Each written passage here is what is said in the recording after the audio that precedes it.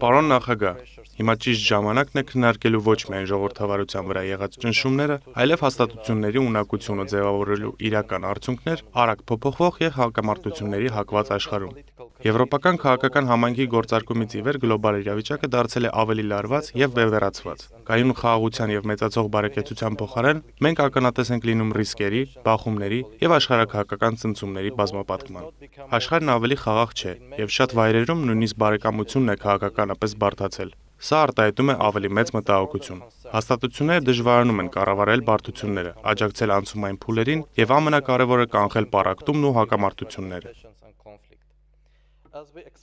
Երբ մենք ընդլայնում ենք ինստիտուցիոնալ հարթակները, պետք է ապահովենք, որ դրանք լինեն ոչ միայն ընդգրկուն, այլև արդյունավետ, խաղաղություն ու բարեկեցություն ապահովելու գործում։ Քաղաքացիներն իրավացի են, երբ ակնկալում են ոչ միայն կառույցներ, այլև բովանդակություն։ Եվ խնդիրը ոչ թե այդ կառույցների բացակայությունն է, այլ այն, որ դրանք այլևս չեն ձևավորում դրական արդյունքներ։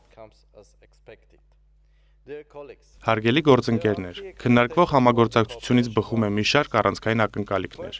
Առաջին, Եվրոպայի խորհրդի ամենաթանկ ձեռքբերումն է մարդու իրավունքների պաշտպանության համաեվրոպական կոնվենցիոնալ համակարգը։ Այս համակարգի սկսված քայքայումը պետք է կանգնեցվի, իսկ դրա պահպանումը դառնա ռազմավարական առաքելություն։ Երկրորդ, էական է, որ այս համագործակցությունը նպաստի մայրցամաքում աճող ավտորիտար միտումների հակադարձմանը։ Ընտրությունը հստակ է՝ կամ դառնալ սկզբունքային և վճռական հարթակ այս միտմանը դիմակայելու հարցում, կամ շարունակել ցավալի փոխզիջումները, որոնք միայն թուլացնում են ժողովրդավարական աշխարհը։ Երրորդ, այս համագործակցությունն առաջարկում է անկեղծ երկխոսության եզակի և ժամանակին համահունչ ձևաչափ հավասարների միջև անկախ Եվրամիության անդամակցության կարգավիճակից։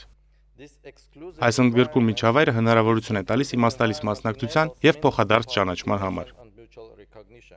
Նման երկխոսությունը կարող է Եվրամիության անդամակցության թեկնածուներին մոտեցնել իրենց նպատակին, իսկ մյուսների համար խթանել եվրոպական երազանքի ավելի իրատեսական պատկերացումը համագործակցության, համերաշխության և ընդհանուր արժեքների հիման վրա։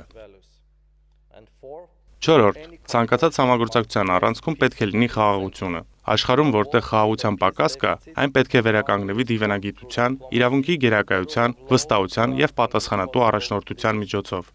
Մեր տարածաշրջանների դեպքում, որտեղ առկա է բախումների վերսկսման վտանգ, խաղաղությունը պետք է կառուցվի նաև աշխարհաքաղաքական կայունության, հարևանների հետ արժանապատիվ երկխոսության, շահավետ տարածաշրջանային համագործակցության և ամենակարևորը աշխատող միջազգային երաշխիքների և վստահելի ազգային անվտանգության մեխանիզմների հիման վրա։ Պարոն նախագահ, կա պատմական անհրաժեշտություն շարունակելու մնալ խաղաղության ճարտարապետներ։ Հուսով եմ, որ այսօրվա քննարկումը կլինի ոչ միայն մտորումների, այլև վերանվիրումի պահ։ Շնորհակալություն։